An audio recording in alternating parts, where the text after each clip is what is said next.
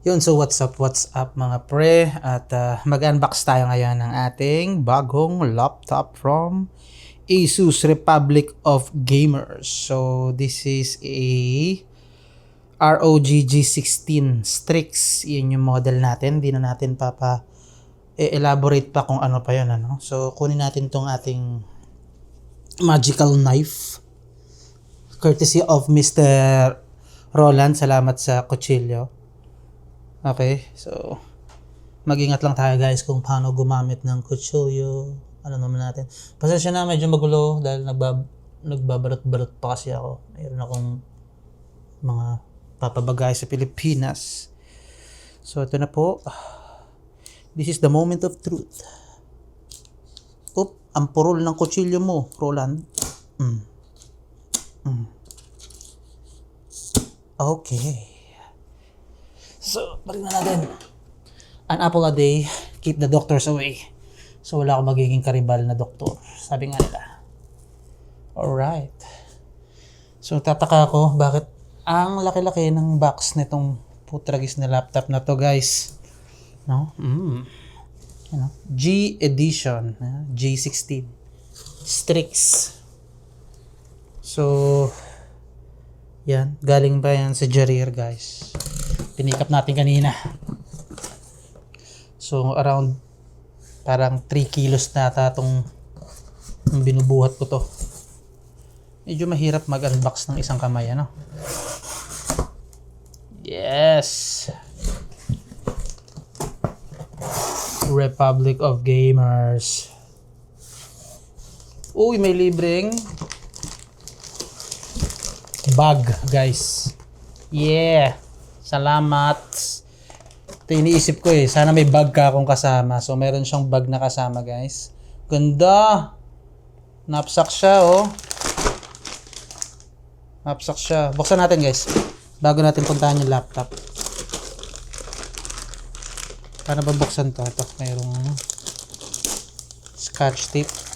Hirap mag-unbox ng isang kamay, guys. Dang! Ganda, oh. Oh, ha? Kaya yung damit ko, daming dumi-dumi. ROG, my man. Shout out, Acer. Ay, Asus pala. Shout out sa'yo sa aking lumang Acer pala. Dati yung laptop na binili ko is Acer. So, ngayon, dito naman tayo sa Asus. So, bama natin yun, guys. Balik tayo dito sa ating mga... Ano ba to? Okay, so wala lang to. Next, ano ba to? Oop, pangkalso lang pala yon. Isa rin pangkalso. Ito na po, sanggala, ang bigat nga. Ito pala yung napakabigat. Yes. Yan, oh. Tanong! Strix ROG G. ROG G. G16. Yan, 18-15-07/206. Hindi ko alam kung ano ibig sabihin nun. No. Laps ahead. Command the action. Become the benchmark. May the best gear win. Nax. Dang! Mata pa lang. Naalala ko yung drawing namin ng grade 6. Shoutout kay Johnson. Okay. Okay. Check natin yung loob pa ng box na isa bago natin buksan yung pinaka main na box. So wala nang laman, guys. Ano lang yung mga cushion na lang ito pala. So tabi na muna natin to. Hindi na to kailangan. So dito na tayo, guys. No. Okay, paano ba to? Tulak natin to and nangat lang ba to? Ayun. No, tulak lang yung handle tapos angat natin to. Oops. Paano ba ito buksan?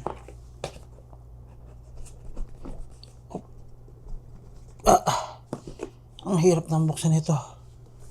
Paahin natin. Ayun. Hehe. Wow. Wow. Yun, oh, ang aray, pag binuksan siya guys, umaangat guys yung ano, yung computer oh. Tadang! Tadang! Pucha. Shining, shimmering, splendid. Meron pang cool na neon green dito sa gilid oh, parang cushion. Dito wala. Ayos, parang may kilay ano, no? Dito tapos meron pang mga ano guys, ano, full surround. Ano ba to? ROG intelligent cooling, thermal system. Parang yung dinesign tong computer nito. Ito yung sketch na ginawa siguro ng designer, ano. Ano, meron pang ROG Labs latest and greatest. Panis. Meron pa siyang mga ano guys, oh, you know, from 126 km squared to 140. Nax. Manual mode up to 230 watt GPU. Nax. Ayan po. Easy upgrade. Ba, mabilis lang pala buksan yung likuran nito guys. Ayun, oh. May mga pull out tag lang. So kung mag-upgrade tayo, madali lang. Tsaka na upgrade. Gamitin muna natin. So ito na. Iniangat na yung ating laptop, ano. The moment of truth. Pero bago yan guys, tabi muna natin to. Diyan ka muna. Set aside muna natin yan. Tingnan natin muna yung mga iba pang laman. So ano ba to? For those who dare. Ba? How dare you? So natin to. Okay, ano ba laman nito? So ano lang, warranty ano lang, mga papers. So ito ko sa gilid. Okay. Ano pa ba? Ano ba to? Wala na pala to. Ito na pala yung mekanismo niya. Ang ating power brick. No? Ilang wattage tong power brick natin? Laki. Parang 1 kilo ata to ah. Pwedeng makapatay ito. No? So, ito yung ating Middle East type of power plug. Then ito yung ating power brick adapter. Yan, tingnan natin. Hindi kita yan. 100 to 240 volts, 3.2 ampere. Then yung output niya DC, 20 volt, 14 ampere, 280 watts. Dang! Tindi nito mga pre. Tapos yung kanyang plug, natin. Ano ba to? Parang USB-C. O nga no, parang USB-C siya pero mataba. Okay. Mukhang ano naman, mukhang matibay. Ayoko kasi nung ano, yung parang barrel na type ng ano, port, power port niya. Parang feeling kong bilis masira, guys. Ano po to? Tingnan natin sa kabila. May bukasan pa dito eh. Hop. Walang laman. Putragis na yan. Peke. Ano yun? Ba't ganun? So, yun lang pala yun. Power brick lang. Walang. Siguro meron itong mga freebies sa mga ano, yung mga high-end na model. No? So, yun lang. Yun lang guys. So, tabi muna natin itong box. Okay. Tabi muna natin dito. Balik natin mamaya yan. So, dito na tayo guys sa ating mahiwagang laptop. Pagpagin muna natin. Baka may mga debris dyan guys. Abang matigas-tigas dyan. Okay. Okay. So, nakalagay dyan ito guys. ROG Nebula display. Fast, bright, vivid. Tapos, 240 Hz, 500 nits, 100% DC IP3 coverage, and NVIDIA Advanced Optimus. Nice. Kung ano man yun, hindi ko alam yun. So, para natin bubuksan to guys. Yun, sa gilid, dalawa. Oh, hindi ko nakita yung display. Oh, ang hirap mag-unbox talaga pagka... Dahil lang. Okay. Yan. Isa lang. Yan na. Ayan na guys. Oh. Pero di naman tayo nagre-review ng laptop guys ha. Napakita ko lang sa inyo. Yan oh. Yeah. Ayun. Umiilaw kaya to. Parang feeling ko hindi. Fingerprint magnet. So far hindi naman. May isulat dito. For those who dare. Game on. Diba? Tanggalin na natin to. Feeling ko, ano lang to, pinipil lang to. Satisfying. Dang. Okay. So, dito natin lagay sa plastic yan para wag sa papel. Manikit. Okay. Tanggalan natin sa plastic, guys. Lagay muna natin tong plastic sa gilid. Pag samasamahin natin, mamaya yan. Para pag sinuli, sakali man na may problema, hindi mahirap. Alright. So, ayun yung ano niya, oh. Pag gusto nyo buksan, madali lang. Pero hindi na natin bubuksan kasi di naman tayo technician, guys. No? Nice. So, ang size nga pala na ito, guys, is 16-inch laptop. So, ito yung mga port niya. No? Meron siyang dalawang Thunderbolt 4 daw. Isang combo jack, audio jack. Isang USB 10 gigabit na Type A.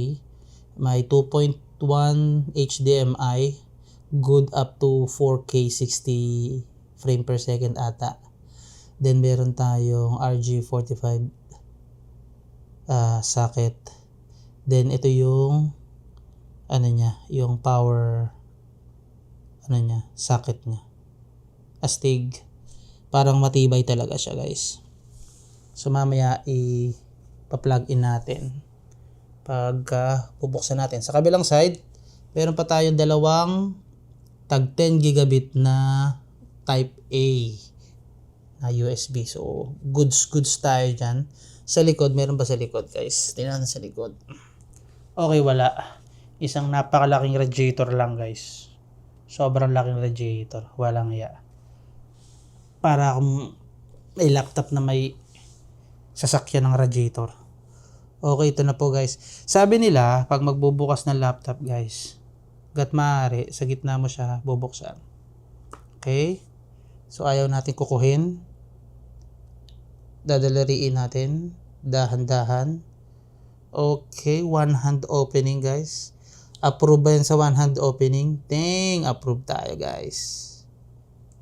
Okay, so meron siyang keyboard cover, no? Meron siyang Strix logo doon. Okay, lagay muna natin yung cover ng check natin yung ating keyboard. Okay lang. Hindi naman super, medyo may pagka-mushy siya. No? Siguro hindi to mechanical switch. Membrane lang to, mechanical. Ano pala? Parang rubber lang sa ilalim. Hindi talaga siya mechanical. Pero di ako fan gumamit, guys, ng tawag dito, di ako fan gumamit ng keyboard sa laptop. Meron tayong external keyboard, ating gaming keyboard doon. So, ano siya, guys, Intel Core Ultra 9, then meron tayong Nvidia GeForce RTX. So, G-Sync compatible to, guys, yung ating screen. Napakaganda. Napakanipis ng bezel, no, from top. Syempre sa top hindi pwede ng todo kasi meron tayong camera, no. So, ano to? Meron siyang Windows Hello. So, wala na tayo, free from password na tayo, konti. Then, sa gilid, napakanipis ng bezel niya. Sobrang ganda, guys. So, ano to? IPS 1660 or 2K resolution, guys. na panel. So meron siyang 500 nits sabi nga niya. Then meron tong anti-glare, hindi to glossy type. So kung mapapansin nyo sa yung liwanag ng ating or yung ating ilaw sa camera, medyo dinidifuse niya, no? So hindi siya totally nagre-reflect, kaya napakaganda niya, guys. Subukan na ba natin i-charge or subukan lang natin munang paganahin habang wala pang charge? So paganahin muna natin, guys, check natin. Kasi yung iba na laptop, kailangan mo muna siyang i-charge bago siya mabuksan. Ang purpose nun, para sa mga accidental turning on kapag nagsi-shipping. So check muna natin yung hinge. Wow, sturdy yung hinge niya, guys. Hanggang saan kaya yung kaya niya? Dahan-dahan lang. Ayun. So hanggang dyan lang yung hinge niya, guys. Kung mapapansin nyo, parang lagpas lang ng 90 degree ng konti. Let's say mga 120 to 130 degrees lang yan, guys. So not so impressive, pero okay naman. Hindi naman tayo magpapaka sobrang yung angle na to okay na yan, guys. Unlike sa Lenovo, no, yung mga Lenovo Legion, guys, kaya niyang i-todo. Pero para sa akin kasi parang nakakatakot sa ribbon yun. Pero so far okay naman to. So trackpad. Ang trackpad natin, guys, no? So yung top part niya hindi napipindot. Mag-start lang mapindot siya around dito, pero kailangan mo ng konting stress talaga. Pero pagdating dito, konting pressure lang, no? Konting stress lang, napipindot na siya. Sobrang glass trackpad siya, guys. Hindi siya plastic. Ito yung plastic yun. Iba yung tunog, diba? So ito, plastic naman siya, hindi siya totally aluminum. So ang aluminum lang yung ito sa may screen niya lang, no? Yung frame niya, aluminum yan. Plastic din tong hinge. Pero nakita ko sa internet, maganda yung mechanism niya sa hinge niya, guys. So meron tayong 1, 2, 3, 4, 5 na parang profile button. Anong bang tawag dito? Basta yan. May volume, may mic mute, merong fan ata to, at saka itong Asus logo na to, ewan ko kung ano tong para saan yan, guys. So F1 to F12, may airplane mode pa, guys, astig. So wala siyang numpad, wala siyang numpad. So pang games lang talaga siya. So kung gagamitin nyo to pang office, medyo mangangailangan talaga kayo ng external keyboard, guys. Okay, so sa akin hindi big deal yon. Sa iba hindi ko alam kung big deal sa kanila. Pero kunyari nasa labas ako, like on the go ako, hindi ko to gagamitin sa games. More on browsing lang, guys. Pero syempre kapag ka mag-games ka, doon ka lang sa loob ng bahay, diba? So try natin i-start up, guys.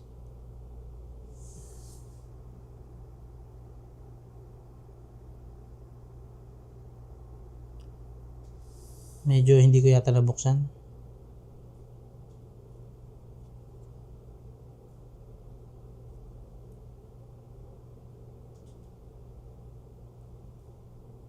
So yun na nga, baka kailangan natin i-charge to kasi wala, ayaw bumukas eh.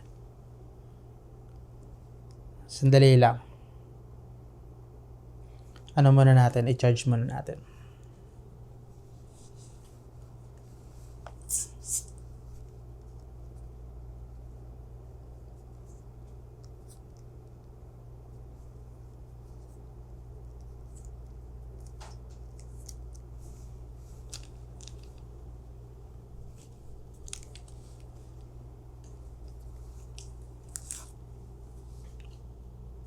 So tanggalin muna natin tong plastic ng ating power brick na napakalaki.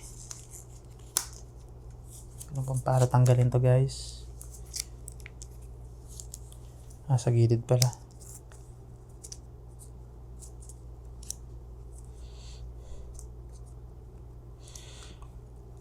So medyo late na, kasi galing tayo ng bayan. Talagang napaghalata ang galing sa Iwahig eh. Okay, so nabalatan na natin, guys.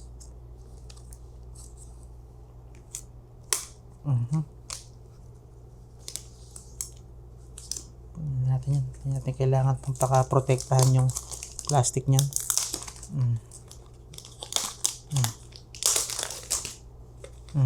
Ang hirap mag-unbox ng isang kamay. Okay. So, nagdikita na po yung mga alikabok, guys. Dahil sa static.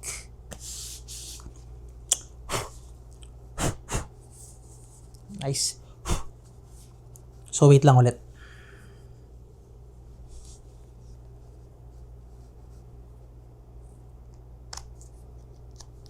Nakasaksak na.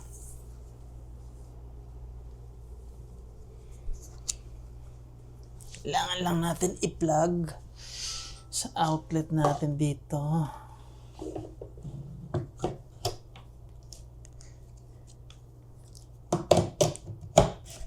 Oop!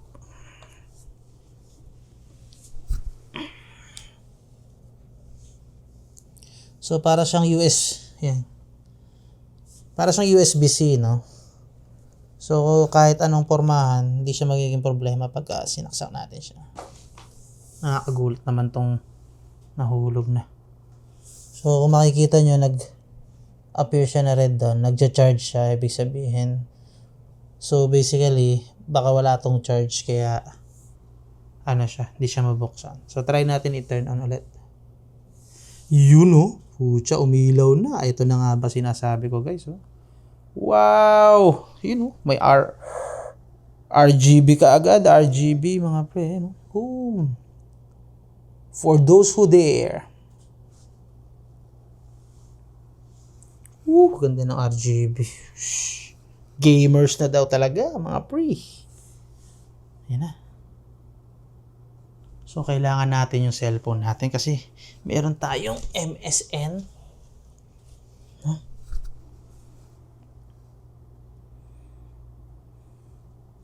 Kakabit natin sa Wi-Fi natin. Meron tayong MSN account.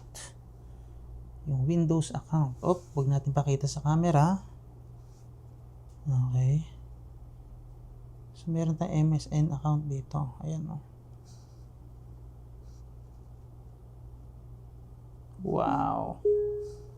Ito na po. So, siguro hanggang dito na lang tayo, guys, kasi si-set up na lang natin tong computer. So, salamat sa panonood kahit na hindi ganun ka-interesting ang ating video. But yet, I'm so excited sa ating bagong gaming laptop. So, this is, again, Asus ROG To set up your device using a screen reader, G16 turn on narrator by Strix. pressing Let's Windows go! plus Control plus Enter. For more